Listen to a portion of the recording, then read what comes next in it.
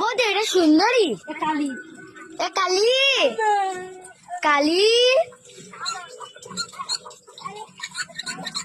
Kali